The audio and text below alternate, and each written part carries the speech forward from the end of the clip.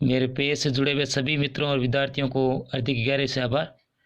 अविभाव समास पढ़ रहे हैं हम, और अविभाव समास में से हमने 2-3 पद पढ़ लिए, अवयव पढ़ लिए 2-3। अनु, उप, निर, अनु उप 2 पढ़ लिए। ठीक है, अब आगे आता है निर। ठीक है, अब देखिए निर का अर्थ होता है अभाव। आगे बढ़ रहे हैं, विभक्ति कौन सी आती है? विभक्ति आती है षष्ठी एक वचन।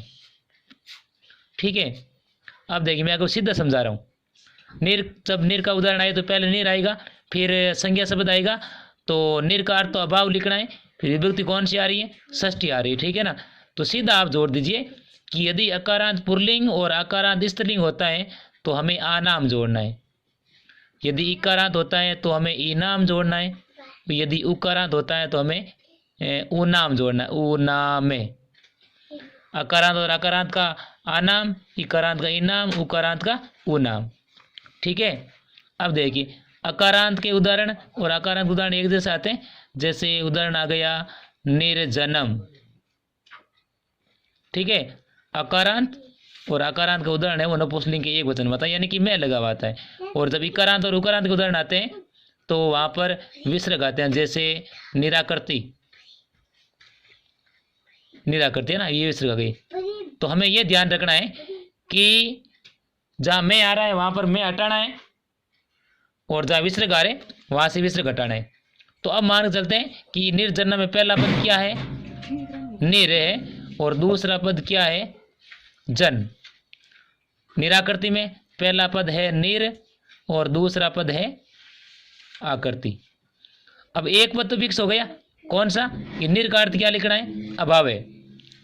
ठीक है, अब देखिए जब समस्त पद आता है तब पहला पद अवयव पद आ रहा है, जैसे निर आएगा, आगे संज्ञा पद आ रहा है। और जब हम समास विग्रह कर रहे हैं तो पहले हम यहाँ पर संज्ञा शब्द को लिखेंगे, उसके साथ विभक्ति जोड़ेंगे। कि जैसे निर है तो निर में कौन सी विभक्ति आ रही है? षष्ठी। ठीक है, और हमें तीनों शब्द में से कोई एक शब्द जोड़ना है, तो पता लग जाएगा। अकारांत अकारांत आ रहा है तो दोनों में यदि मैं आ रहा है तो चाहे कोई भी मानो आप, दोनों में सेम आ रहा है। इकारांत वाले में ई आ जाएगा, उकारांत वाले में उ आ जाएगा। ठीक है ना, तो जैसे पहला उदाहरण संज्ञा पद क्या था? जन था, और हमें जोड़ना क्या है? आ नाम। तो जना नाम अभावे हो गया। दूसरा निराकृति है तो इकारांत हो गया, इकारांत में क्या जोड़ना है? ई नाम जोड़ना है। तो आकृति का आकृति नाम अभाव है, ये हो गया। कुछ उदाहरण और पढ़ लेते हैं। जैसे मान लो निरीहम, निर है पहला पद, दूसरा ई है, तो यहां लिख दिया ई है, फिर आ नाम जोड़ना है, निहाना इहा नाम, और आगे क्या आ गया? अभाव है। ठीक है, बड़ा सिंपल है। जैसे मान लो लिख दिया निरकंटकम, तो पहला पद संज्ञा पद क्या है? कंटक, और यह नाम जोड़ दिया, कंटका नाम, आगे क्या आ रहा है? अभाव है। तो सिंपल है, आप समझ गए होंगे। अब मैं आगे अगला पढ़ा रहा हूँ क्योंकि थोड़ा लेट हो रहे हैं और इतने दिनों से थोड़ा कम ही पढ़ाया। अगला जो ये निर तीसरा था, अगला चौथा है से।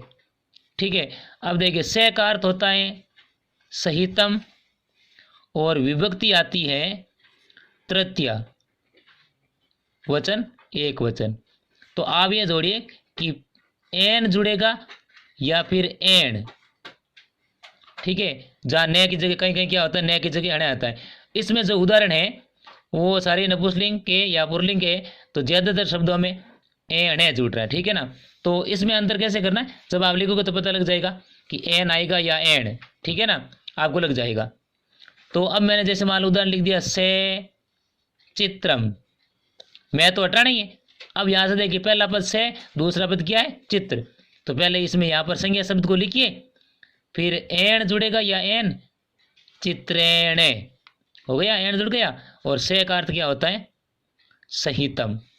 बिल्कुल एकदम सिंपल सा है, कोई चिंता करने की आवश्यकता नहीं है। जैसे लिख दिया मैंने से मित्रम, तो मित्रम का हो गया मित्रेण, और से का सहितम हो गया।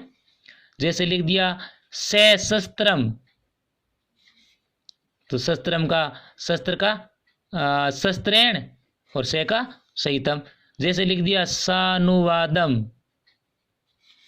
से और अनुवाद, तो हमने यहाँ पर लिख दिया अनुवाद और ये जोड़ दिया अनुवादेन। जैसे मैंने लिख दिया से चरित्रम, तो यहाँ क्या आ गया चरित्रेण और आगे अभाव। बिल्कुल सरल से है, ठीक है, आप समझ गए होंगे। अब देखिए आगे है पांचवा। अब ये आगे बिल्कुल सरल है। पांचवा है यथा। यथा का अर्थ होता है अनतिकर्मीय, अनतिकर्म्य, और विभक्ति आती है द्वितीय। कौन सी आ रही है द्वितीय। फालतू में कोई आवाज नहीं करेगा भाई, आवाज नहीं फालतू की। द्वितीय विभक्ति जहां पर क्या जुड़ रहा है अम जुड़ रहा है या फिर आम। पुरलिंग और नपुंसकलिंग का अम आएगा, अकारांत पुरलिंग और अकारांत स्त्रीलिंग, अकारांत स्त्रीलिंग आएगा आम। तो अकारांत पुरलिंग और अकारांत नपुंसकलिंग आम आएगा और इसका आएगा आम। यदि कोई इकारांत शब्द होता है तो इम हो जाएगा, और यदि कोई उकारांत का शब्द होता है तो उम हो जाएगा, ठीक है, ये ध्यान रखना है। अब देखिए इसमें समस्त पद नपुंसकलिंग के एक वचन में आता है जहाँ सर्वत्र में लगा हुआ होता है, तो इसमें कुछ हटाना ही नहीं है, बस आपको केवल यथा का अर्थ लिखना है। अब देखिए जैसे मैंने उदाहरण लिख दिया यहाँ पर यथा कालम, तो अब मैं हटाएंगे तो मैं जोड़ेंगे, तो फिर जोड़ना ही नहीं है, सीधा हमने लिख दिया यहाँ पर कालम और आगे क्या है अनतिकर्मी। तो बिल्कुल सिंपल सा है, एकदम सरल है। आपको आगे पहले संज्ञा शब्द लिखना है, फिर यथा का केवल अर्थ लिखना है। जैसे यथा समयम, तो समयम का क्या हो गया समयम, और यथा का अर्थ क्या हो गया अनतिकर्मी। सिंपल एकदम, बिल्कुल सरल है, आगे समझाने की आवश्यकता नहीं, आप समझ गए होंगे। आगे छठा है प्रति। प्रति में भी संज्ञा शब्द, प्रति में संज्ञा शब्द 2 बार आता है। जो संज्ञा शब्द आता है ना उसको 2 बार लिखना है, और विभक्ति द्वितीय आ रही है, और द्वितीय विभक्ति आ रही है तो सर्वत्र वही बात है, या तो अम आएगा या फिर आम आएगा। ये भी बिल्कुल सरल है। जैसे हमने उदाहरण लिख दिया प्रति दिनम, तो वापस क्या आएगा संज्ञा शब्द 2 बार आएगा दिनम दिनम, और आगे क्या लिखना है प्रति लिखना है, ठीक है। अब देखिए अब इसमें क्या होता है कि एक तो ऐसे उदाहरण आते हैं जिसमें पूरा मतलब प्रति दिखता है, जैसे प्रति क्षणम हो गया, तो हम इसका उदाहरण कर रहे हैं तो संज्ञा शब्द 2 बार लिखना है, तो क्षणम क्षणम प्रति। भाई इसमें भी द्वितीय विभक्ति लग रही है, जहां पर सर्वत्र में लग रहा है तो मैं हटाना ही नहीं है, आप यहां से लिख दीजिए संज्ञा शब्द। जो संज्ञा शब्द आ रहा है पहला पद प्रति है, दूसरा भाई संज्ञा शब्द है, उसको आप यहाँ से 2 बार लिख दीजिए, फिर आगे प्रति लिखिए, पूरा कंप्लीट है। लेकिन इसमें क्या होता है कि कुछ उदाहरण आते हैं यण संधि के, जहां पर आदतें आता, जैसे आ गया प्रत्येकम, तो यहाँ से क्या करना आपको, जब ते आधा आ रहा है तो पहला शब्द आप मान लीजिए कि प्रति है, और ये यहाँ से ये कट जाएगा, क्योंकि ये कटने के कारण ही ई बन रहा है। भाई हम यण संधि कर रहे हैं तो ये का क्या होता है ई होता है, तो प्रति होता है आगे प्लस एकम। तो आप ये मान लीजिए कि जहां पर ते आधा आ रहा है वहां पर प्रति है, ठीक है, पहला पद, और ये कट जाएगा, और ये के साथ जो स्वर है वो वापस आएगा। तो ये के साथ कौन सा स्वर है ए, आगे हो गए एकम एकम एकम प्रति। जैसे मैंने उदाहरण लिख दिया प्रत्यर्थम, तो ये के साथ ए है तो वापस क्या आएगा अर्थम अर्थम प्रति, ठीक है ना। जैसे मैंने लिख दिया प्रति उपकारम, तो प्रति और ये के साथ उ है तो उपकारम उपकारम प्रति। जैसे उदाहरण आ गया प्रति आगतम आगतम आगतम प्रति। जैसे आ गया प्रति उत्तरम उत्तरम उत्तरम प्रति, ठीक है ना। जैसे आ गया प्रति ग्रामम ग्रामम ग्राम प्रति। तो ये 6 है।